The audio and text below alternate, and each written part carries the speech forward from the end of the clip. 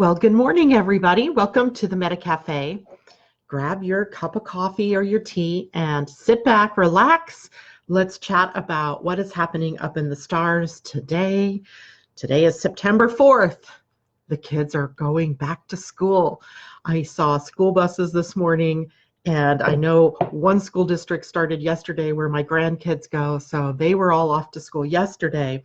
But the kids here in the neighborhood, they go to a different school district and they began today. So it was kind of fun seeing people getting off and back to the normal routine of things.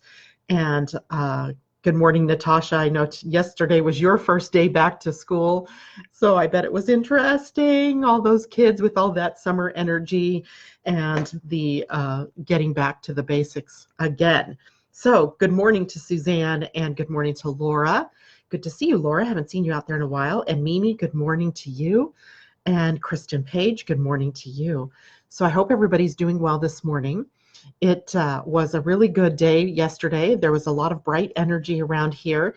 I was sitting here. I just posted the pictures actually on Facebook, and I thought there are sawhorses out there because they were redoing our deck this weekend. And so I looked out for a minute and I thought, oh, that's just the sawhorse. But then those legs moved and I realized, oh my God, that's a deer. There were two deer here in my yard yesterday. One was here right in front of me, and the other one, unbeknownst to me, was sort of off in the neighbors off to the side over here. And she was just wandering around. I went outside on the deck and I stood there talking to her, and she didn't seem to care. I took pictures of her. She didn't seem to care. She was just wandering around eating the leaves and things like that. And then I don't know what happened. Suddenly, like some message got to her to leave, and she bolted. And when she did, that's when I saw the other deer because he was already on the move himself. So really interesting. It's fall. It's starting to get to fall anyway, so we see the deer and everybody's sort of back to school, back to where they belong, and it feels like, we have time to get back to work now, and that's exactly what we seem to be doing. Good morning, Petra. Laura says, good morning, everyone, and Mimi says, good morning to everyone. So today we have the moon in Scorpio still, but we woke up to a void of course moon. And I was going to bring that back out this morning to remind everybody of the things. Maybe I can find it really quickly. I keep it here. We know, typically a void of course moon is not a good time to start anything, right? But I love this one piece of paper because it says all these funny things that we shouldn't do. And if I can find it, great. If not, oh, here we go. So I don't remember where I got this. Someone emailed it to me one day. So some examples of don'ts during a void of course moon. Don't submit your resume for a new job, either by email or snail mail. Don't be interviewed for a new job or do a business presentation. Don't start a new job. Don't hold company meetings. Don't make purchases. Do not negotiate prices, test drive a vehicle, or drive it for the first time. Do not make an investment or open a new bank account. Do not call on clients. Do not start legal proceedings against someone. Do not go on a first date. Do not have elective surgery. Do not get engaged or married. Do not open a business. Do not host a party or social affair. Do not gamble or start a trip to a gambling facility. Here's what you can do during a void of course moon: prayer and meditation, sleep and dreams, non-material matters. Let someone start proceedings against you in court, end a relationship or get divorced, close doors to end a business. I mean, really, that's pretty funny. It's pretty funny because of course, our lives don't work on that kind of schedule. But there is some good advice in a void of course moon, and that is not to start something new. If you can help it today, maybe finish things up. There might be some things left on your desk from yesterday. There may be some projects that you were in the works of, and maybe it's a great time to go back to that and see if you can't finish that up. If you already had a job interview scheduled today, well, what can you do about that, right? It's already there. It's already on the books. Go for it. Do your best and just understand that maybe it's not the right timing, and that is okay because the universe will bring you something that is absolutely perfect for you in the right timing. So the moon is void until 8:09 p.m. my time, so 11:09 p.m. for you all on the East Coast tonight, when the moon will then move out of Scorpio and into Sagittarius, setting a completely different tone of energy starting tomorrow for all of us. Sagittarius, the need to search for truth and dealing with freedom and adventure and communication, and lots of fun things to do with the moon in Sagittarius. Now, today, when the moon went into the void, it left us with a sextile to Pluto. Doesn't it seem kind of funny lately that when the moon turns void, we end up with some kind of long-term Pluto deal going on with us? And this long-term Pluto deal is a good one, though, because a sextile is really the sharing of gifts and talents between the two planets, the moon and Pluto, in a positive way. And here we have the opportunity for renewal, for probing into the depths of something. If you have been grappling with an issue in your life or have had an emotional trigger, this is a great time to dig down deep, to do some cathartic cleansing, right? That might mean cleaning out the closet or drains or deep, dark places, because Pluto rules the dark, Pluto rules the deep. And so anything that is in the depths, plumb them and come back with the jewels or with the gifts. And that will last then again until late this evening when the moon moves into Sagittarius. But we also have today Venus in an opposition to Neptune. Yesterday, before we went off air, I was telling you about the high side of Venus in an opposition to Neptune, and that is this idea of unconditional love and the versus love. Venus rules the love principle and love between people in a relationship, while Neptune rules the higher kind of love, if you will, the unconditional love, the spiritual love, the bigger LOVE kinds of energy that come through Neptune. So when we look at love, today we have the high side potential of expressing unconditional love toward those people in our world and in our relationships, maybe in the workplace. And it's that kind of energy of higher love that we really want to reach. Bring Me a Higher Love. That's a song. Don't remember who sang it. I can hear it in my head. You don't want me to sing it, trust me. But Bring Me a Higher Love. That is exactly what we can expect from the high side. But of course, we're not always up there in the gift or in the city. We are oftentimes down here in the shadow energies. So we may have some of these shadow energies dogging us a bit today. And that is uncertainty. When we have Neptune engaged with any planets, it brings uncertainty to the things that other planet rules. And Venus rules money. Venus rules our relationships, and Venus rules our values. So today we may not be seeing clearly. So it's extraordinarily important that today you don't engage in purchasing something big. If you're already in process of something, make sure you look at all the angles. And make sure you are looking at the bottom line. If you're looking at a contract, a signing of a contract, this isn't so much Mercury kinds of issues as it is just that veil that's across our vision, where we want to so badly see the high side. We so badly want to have everything working out perfectly. But there might be that one little thing that you really need to address before you sign on that bottom line. And that might bring up some uncertainty. Make sure you clear that up before you do anything or engage in anything. Personally, what are you not seeing clearly about yourself, about your work, about your relationships, about your finances? Where are you kind of veiling your own vision? Where are you not seeing clearly what it is that you are meant to see before you proceed? That's always a good one. Ideals and imagination. We can become very idealistic when we have Neptune involved with anything. The fact that we have Venus involved triggers our creative energies, but specifically our imagination between the two of them. But don't over-idealize any idea or any project, and don't become gullible. With all those planets in Virgo, that also makes me think of gullibility. Virgo, of all the signs, Virgo, Pisces, that axis, triggers that sort of need to be very discerning because we don't always see clearly. And that's because, as we've talked about before, the energies of a zodiac or of the horoscope or of the wheel are not just one sign taken out of context. They are an axis of energies. So if we're dealing with Virgo energy, which we have lots of Virgo energy, it tends to bring up the more negative sides of the opposite sign. And the opposite sign of Virgo is Pisces. And Pisces ruler is Neptune.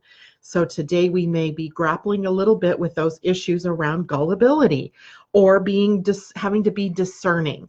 And that is one of the high side gifts of Virgo, is the ability to be discerning. So you might have to pull that out today.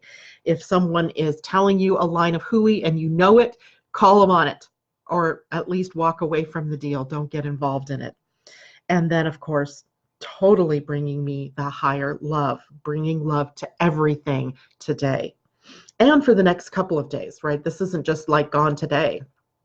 It started kind of yesterday, and then today is the exact, and then it will wane as the day wears on and into tomorrow.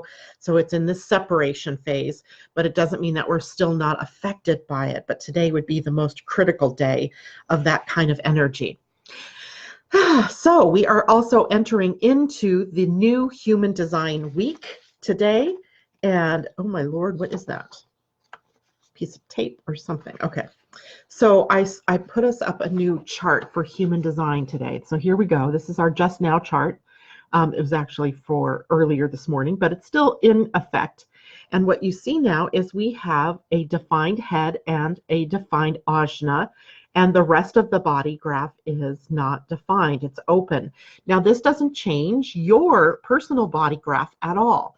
But what it does do is add an element to your body graph that you may not always have. For example, if you have an open head and ajna, today you suddenly have access to a defined head and ajna.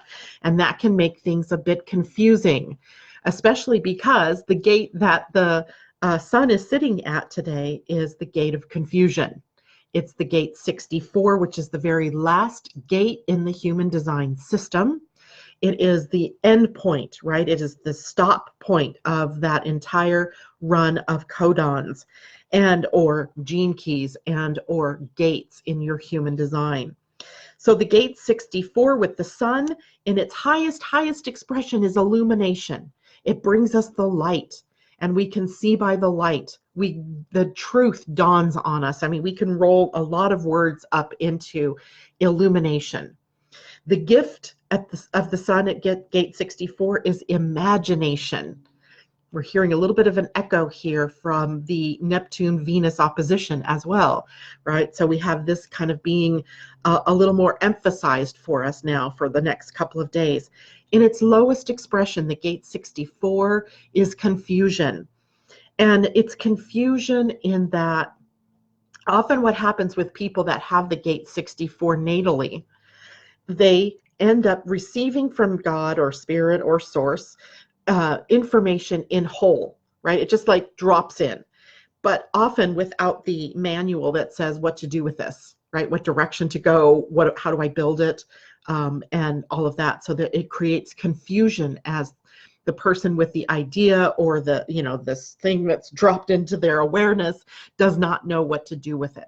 So that can create that confusion in the chart. So it calls us out then to wait, to hold space until we get the next step. Here's where generators often go wrong, right? Because they're trying to now push. They want to know more, and their why and the how and the where and the when. All of those questions that aren't yours to decide come up.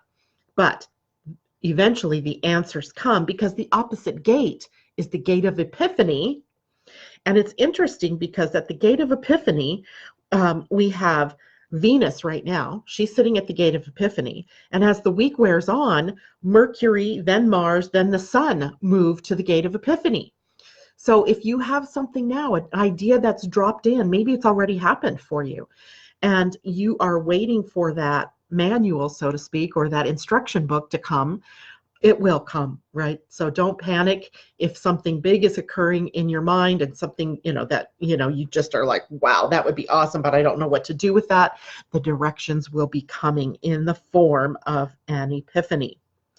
Now, the sun at gate 64, going back for just one moment, in human design is often called the gate of the big picture. So it is that's where I say like the whole enchilada drops in, right? Because it's just the big picture. But the big picture may not have those instructions that tell you how to enact the big picture. And that can be where if we're repressing that energy, that we can become very confused. In the more rebellious and overt way of expressing this energy, this becomes confusing. Right? We start taking actions that become confusing. We get lost in the minutia, or we get lost in that big picture, and we just keep doing and doing and confusing things and getting more and more upset around the confusion that's being created. Your key here lies in where the Earth is sitting. And the Earth is sitting at gate 63. And I'll show you gate 63. It's also up here in the head center. So the gate 64 is sitting right here on this side, and the gate 63 is sitting right here on this side, and the gate 61 is also being triggered by, I want to say it's Pluto. Yes, it is. So psychosis, confusion, and doubt and suspicion. Those are the four energies of the shadow of the head. Now, raise your hand if you think that's a good place to make decisions from. Not. Right? Definitely not. So this shows us that in this week's energy, it is not a good thing for you to be depending upon your mind to make decisions. In fact, there isn't anybody on the planet. I say this all the time. Maybe it'll sink in. There isn't anyone on this planet designed to make decisions from their head. The top center, the head center, where all of this energy is taking place, is a pressure center. Pressure to answer questions. Pressure to be able to use this download in a way that is making sense. The pressure to know all of the hows, the wheres, the whys, the whats, and all of that can you prove it energy. So all of that pressure is in the top center. Now, because the ajna is also involved, the second center, the ajna, being triggered by the gate 47's completion, right, with Venus at gate 47. We have the potential for epiphany, but we also have the potential to be certain about what it is we think. So if your head is telling you, I think you should spend that money on that project and go for it, then, but your body is going through a different reaction, you got to pay attention to your body, because your head is only, that center, the ajna, is only an awareness center. It doesn't have any energy to it. The energy is just awareness, the comparing, the contrasting, the data, the potential to see what might be proven or not, but it has no energy to actually make the decision. So we have a lot of focus on those top centers, the head and the ajna, that can fool you into believing what's going on in your head. But I guarantee you, making a decision from your head will lead to more confusion, more doubt, more suspicion, and more psychosis. So we don't want to do that, right? That means you have to know your human design. You have to know your type. You have to know what your strategy is for that type. And you have to know, finally, what is your authority? Where is your final decision-making power? If, for example, you do not have your own human design chart yet, it is very easy to find that. Go to my website, www.living-astrology.com, and request your free chart. It comes now with a free report, so you can even read up a little bit on some of the pieces that are going on in your chart. It won't answer all of your questions. It does not tell you the whole story, but at least it will give you an idea of how it is that you are personally defined to make decisions, good decisions, that is. We make decisions all the time. And I'm not talking about decisions like, should I buy that pair of shoes or that pair of shoes? That's not the decision I'm talking about, unless those shoes are over $100, and then that might be the case, right? we're talking about the big decisions, big expenditures of money, big changes in your home, or big changes in where you live, buying or selling of real estate, changing jobs.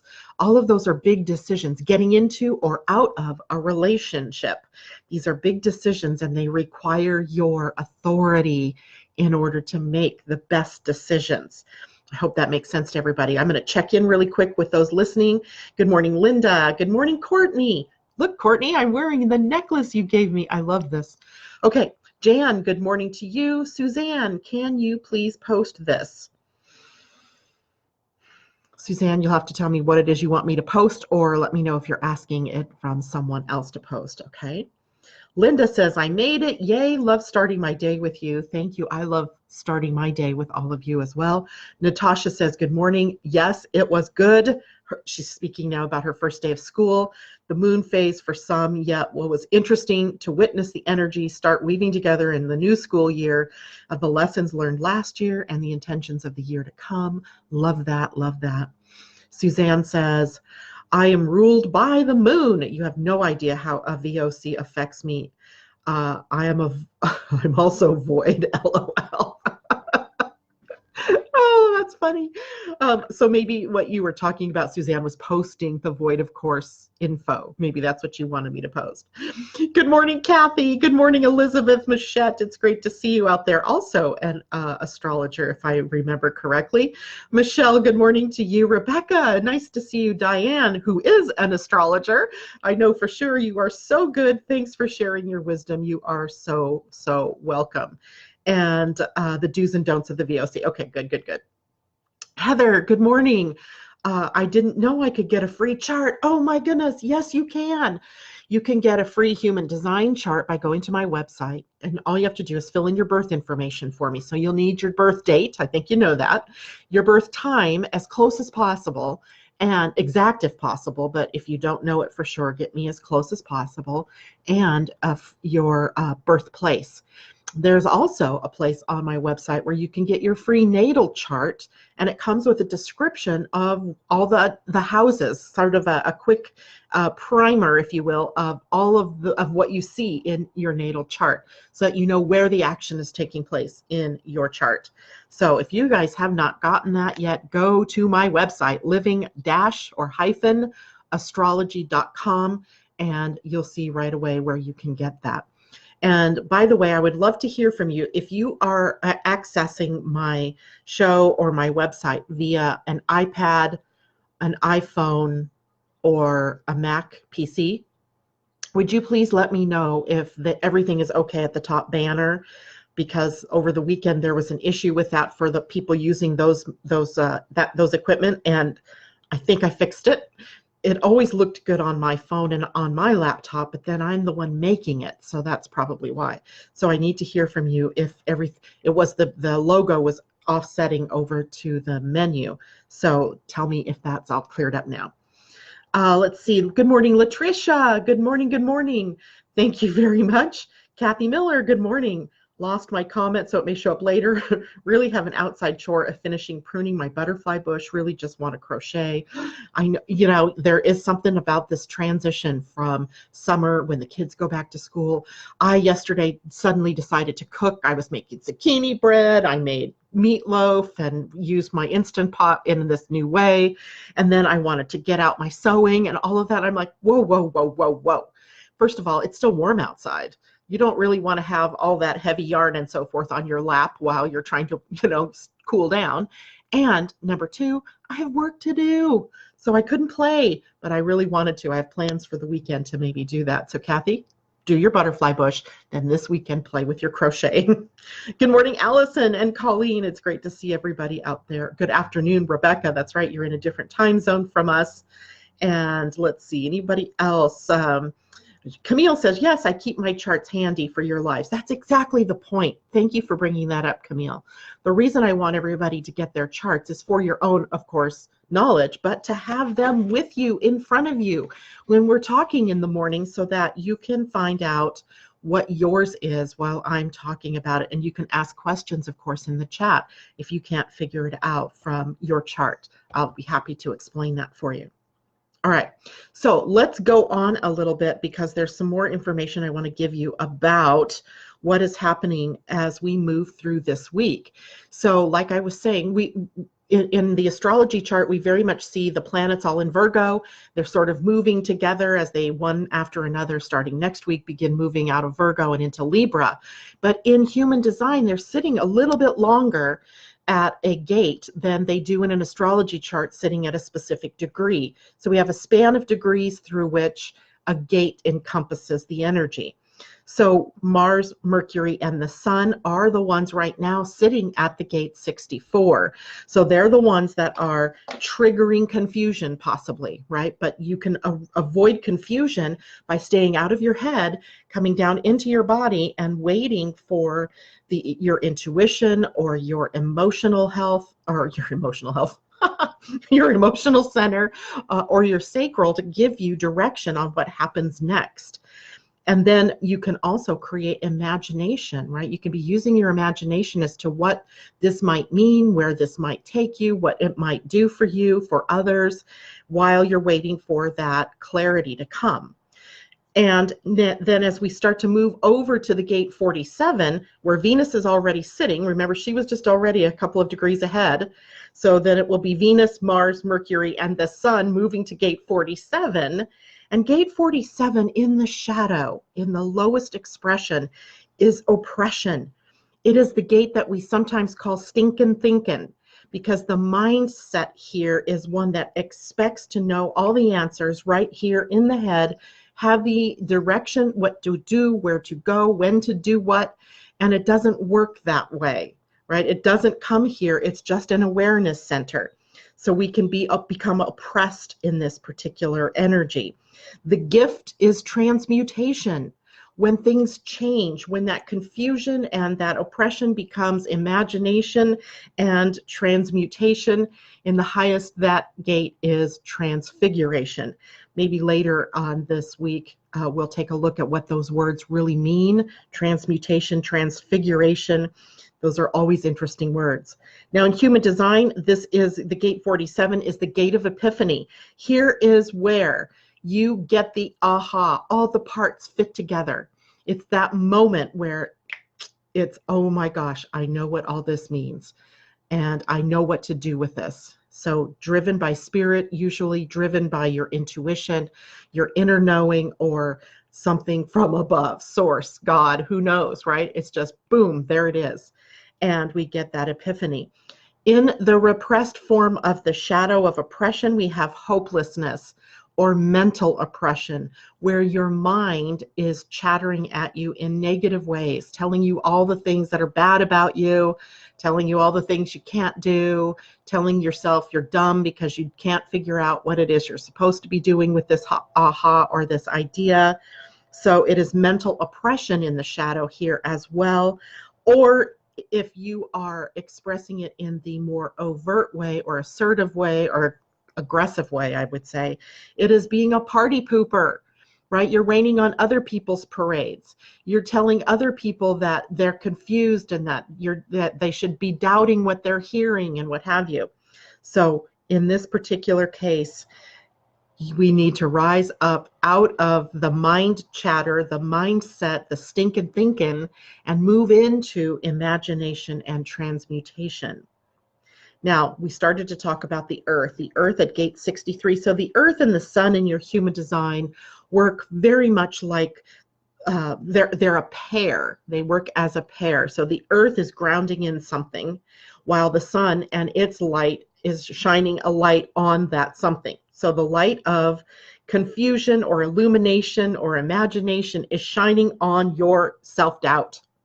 It is shining on your suspicion that there's something that you don't know, or that you're doubting that you have the ability to do something, or just doubt in general.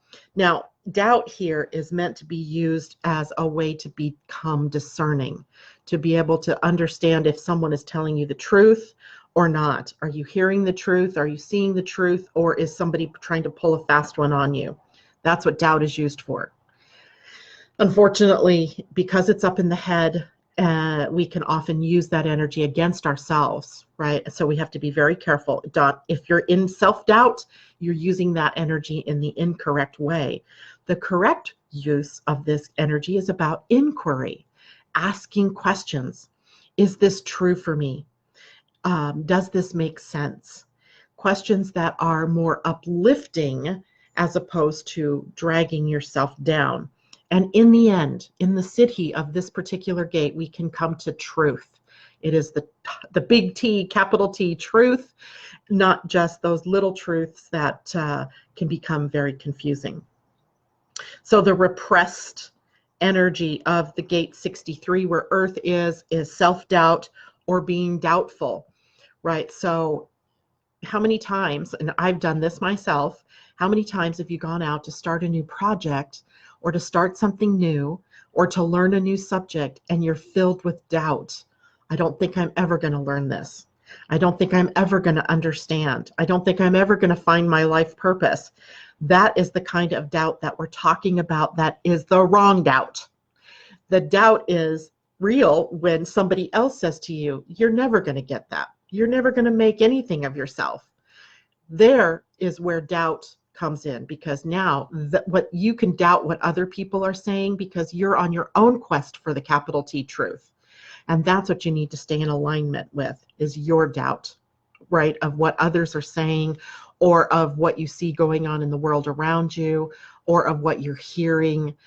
This often plays out in religious beliefs, right, or any of our self-righteous sort of beliefs that we hold on to that we later discover weren't true at all.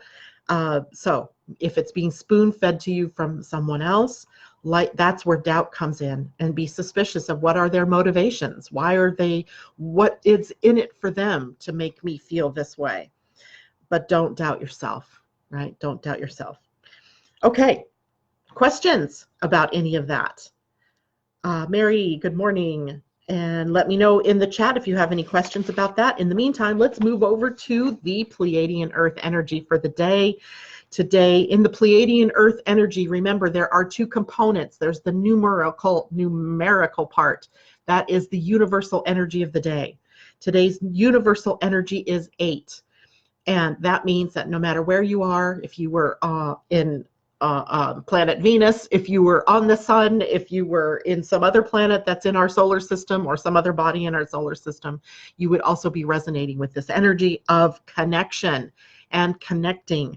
Today is a great day for communication and creating abundance on all levels. And when we say all levels, we mean spiritual, mental, emotional, and physical. Tapping into the spirit of connection. And in the Earth's energy, it is the energy of loving. Loving. I love it that it's loving. In the Mayan calendar, this was the star Lamont, which represented Venus. In their cosmology, Venus was one of the main planets. They didn't look at a Saturn. They didn't even really look too much up at the sun, except to see, when to harvest and that type of thing. But Venus was a planet that they really tapped into, and they watched her every move, and they were very mathematically inclined. They were probably one of the first civilizations to have charted Venus's transits, her complete pinnacle of transits, her complete cycle. And so loving, Lamont energy is enthusiastic, it is productive. But on the negative side, we would have to watch out for getting drawn into competition or being overly aggressive, right? So those are the things we watch out for in the Pleiadian-Earth energy for the day today. All righty. So I think that is it for me this morning. Let's see, Natasha, she says, yes, I have a coworker that triggers doubt in myself. Not her responsibility, but mine to interact with my mind and doubt and ask what I can do with this. What is this here to teach me, and how am I going to move through it? Great questions. I also, when I see that out there, I'm like, why is this showing up? What is it showing me about me? What is it showing me about where I'm still holding doubt about myself, or where is it showing me that I am judging myself perhaps harshly, or judging other people in some way?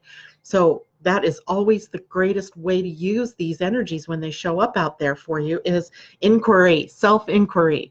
What does this mean for me? What is this showing me? And not in a way, by the way, that creates more doubt for you. It's almost acting as the observer, just watching and looking back in and asking that question and being as objective as you can be about what is going on. I don't want to drag you further into the turmoil or into the ugliness of that doubt, but standing back and looking in and just asking, why is this still here? What is it showing me about me? And using that then as a way to move through this energy. So absolutely perfect, Natasha. And for everybody who is out there having to do that today in some way, beginning of school, your kids have new kids in their classes, or maybe people that have moved into the area and are new at the school, and so they get thrown into new situations, new people, and it tests their skills in relationships, right, and friendships. And of course, high school you're in a middle school, I believe, aren't you? Or maybe, I don't know, elementary, Natasha. So the kids are all sort of immature at this point, and there's trauma dramas, and so it does test us as adults. I remember when my kids were going through problems at school, it would take all of my constraint so I didn't go out after the kids myself or their mothers or their fathers, right? It's like, oh, right, you get triggered by these things that happen, and remembering that you're the parent. It's your job to guide your children. It's your job to help your children see, what does this show them about them. It is never too, I don't think there's any child that would be too young for you to say, and how did this make you feel? And what does that make you want to do with that energy or that feeling? Or how would you use this experience to grow? I would ask that of my 6-year-old grandson, Dallas. Yesterday was his first day of first grade. And, I would ask him that kind of question. I would say, what does this mean for you?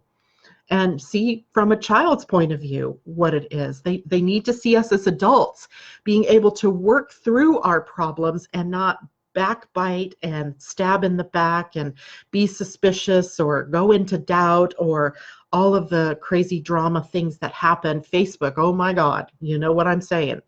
Right? So-and-so does something and then creates drama, and then it's splashed all over Facebook. Come on, we're the adults. We have to show the kids how it is that adults act in the world, or how it is we can be in the world in a peaceful way. So that is it for me. Any other questions? Let's see. Allison says, my new question to myself is why?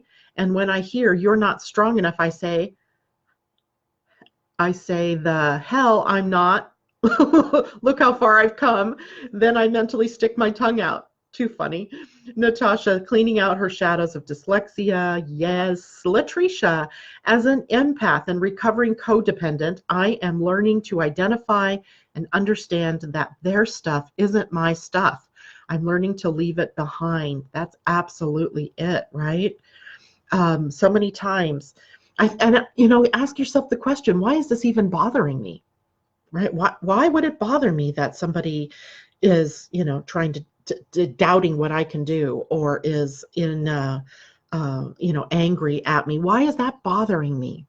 Because that's a good question. That's a good why question, because there's got to be some trigger or some energy that you're holding that is a match to that, or else you wouldn't even notice it. Right? It would just kind of go like a screen door, right? Blow right through you. But if you hold on to some part of that, if it triggers something in you, there's something in you yet to be worked on and worked through. And for you to be your own best friend would be for you to work through that, whatever it was that it brought up. It likely relates to something that happened in your own childhood, or maybe something that's still happening to you today, something going on in your relationships. Someplace where you feel disempowered as opposed to being empowered. So if you are being triggered by anything, it is a good question to find out, why is this here? What is this showing me? What can I do with this? And bring it to peace, right? And embracing that part of you. So many times we want to push it away. And to do that, make sure that we are going to experience it yet again. It's going to come back, new face perhaps, new situation perhaps, but it will come back. So deal with it now. Why is it in my life? What is it showing me? What do I have to gain from this? And work with it. Become your own counselor, your own psychologist, right? Not to put psychologists out of work, because they're definitely out there, and they, there are people out there that need that kind of help, but you can go a long way just by self-questioning, right? So I encourage everybody to do that. It's a great day to do that when we have this long-term sextile to Pluto that we're stuck with until late this evening. So you put the energy to good use. Why are you in self-doubt? If you are feeling confused, what's confusing you, and how can I get out of that? And if you're feeling oppressed, how can I move out of oppression? What is oppressing me? And I think what you'll find is that if you're feeling any of those, it's all relatable to what's going on up here, and you can change your mind. And when you change your mind, you change your life, and you help other people also change. So there you have that. Heather says, it is such an opportunity for the parent to heal themselves, especially when the trigger presents itself. Yeah. So I got to tell you, Heather, I got to tell all of you, there's so much that you can learn when you watch parent groups. For example, my daughters are both on the board for the football league in Cedar Woolley.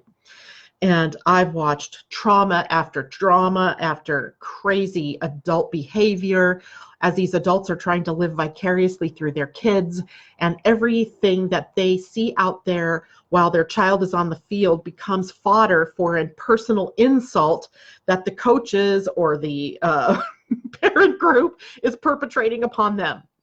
And I sit back as a grandparent and go, oh my God, you people are crazy. You have lost your minds. And it's the responsibility of these parents to raise these well-adjusted children. And what are these children seeing? Their parents behaving like little children. And if I could, do a session with the parent group, I would say to them, you're living vicariously through your kids, and I invite you to find out why. What was left unfulfilled in your own childhood that is now causing you trouble in your adult life, right? So likely when a parent's, here's one that we've already heard after only one game, my child didn't get to play enough in the game. Okay, the coaches do the best they can. They are volunteers. They do what they can to get your child into the game. But I invite you to ask the question, where did you feel left out as a kid? Where did you feel like you didn't get enough attention, enough playing time? And that is what is happening for you in this. It isn't that your kid didn't get enough playing time. It's that you didn't get enough something. And you're projecting it out there on your child. And that is not a healthy way to be in with your children, right? So we have to be able to be better than that. We have to learn to become responsible for our own issues, for our own actions.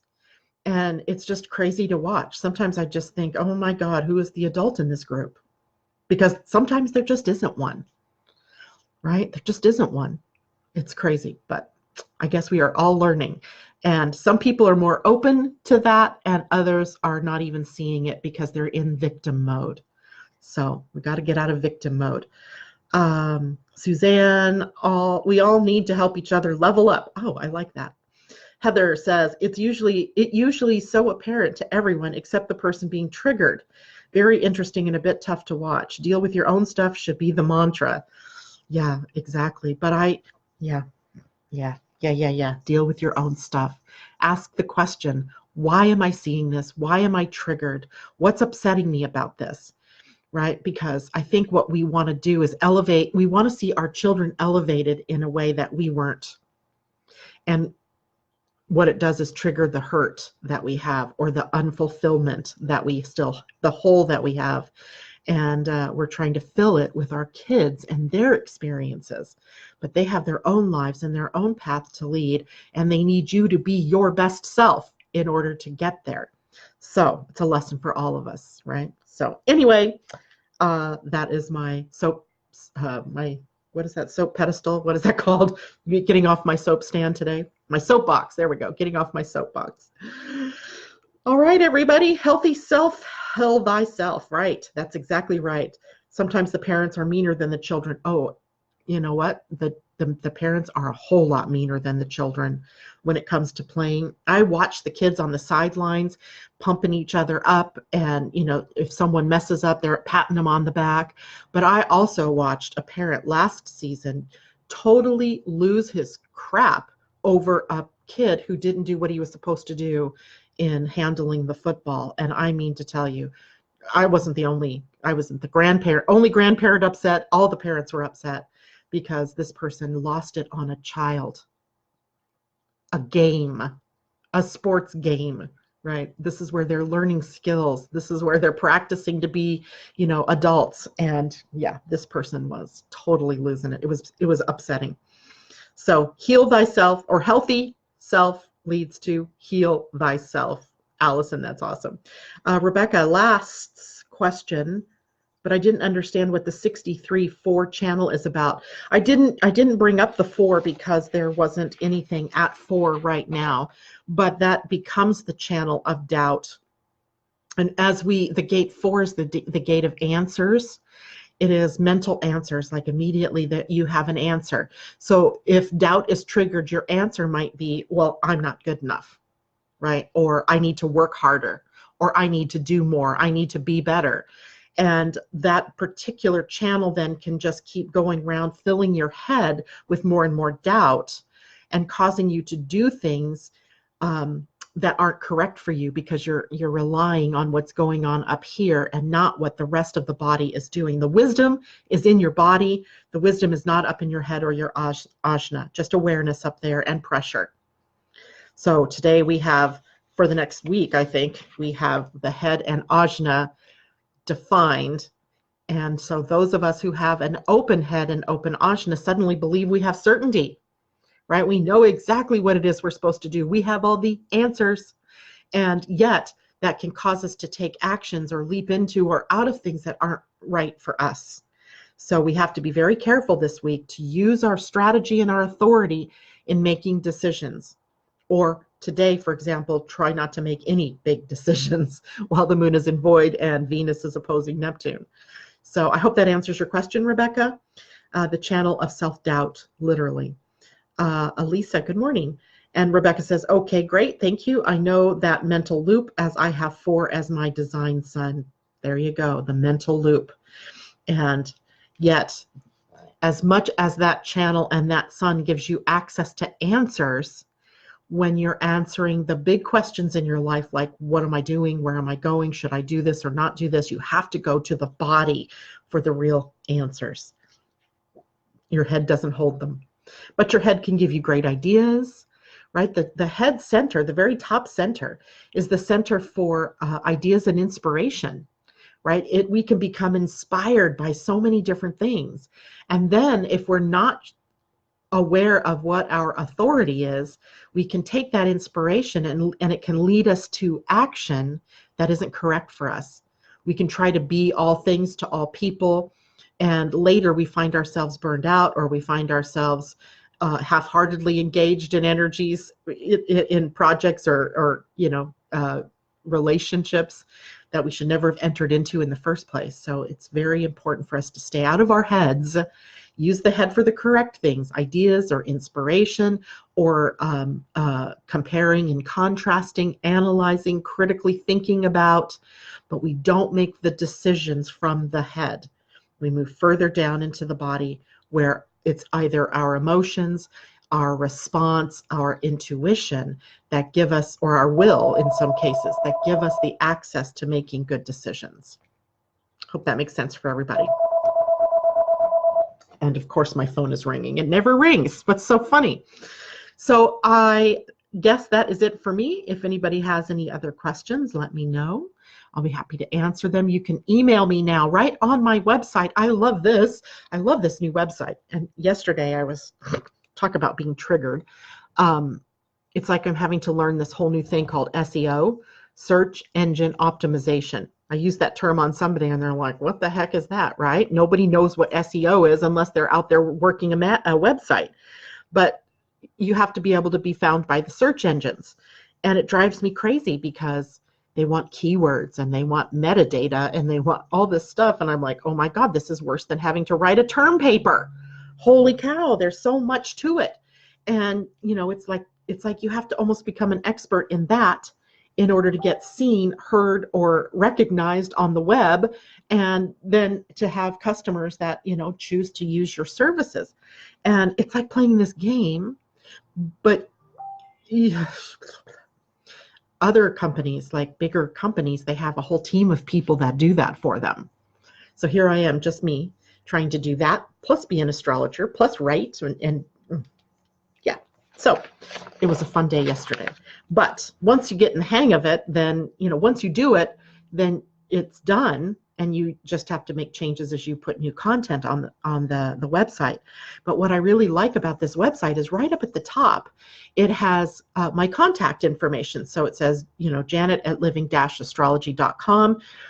My friend Amy spent an hour with me the other day making sure that that works. So if you need to reach out with a question, right there on my homepage, you can click that and it'll take you to email, and I will get the email and I can answer your questions. Okay. I'm crossing my fingers because, of course, you know, there's always Mercury that likes to play. Camille says, SEO. Yes, I had to get my tech friend to help me. It's like a headache in the making, right? I spent probably an hour and a half yesterday on one page trying to get it optimized and to get a green dot on my program that tells me, yay, you did a good job. One page. I have something like 40 pages. I just don't know how people do this, right? Without a team of people that can go in there and do that for them, it's just insane. So, of course, the most important pages are going to get optimized first, and the rest of them, when I have time. All right, guys, take care. I hope you have a wonderful day. Remember, if you're confused or you're in doubt, move out of your head and into your body, and don't, you know, fall victim to what's going on up here. I will see you all tomorrow morning, 8 o'clock Pacific time, 11 a.m. East Coast time. Have a great day, everybody. Bye for now.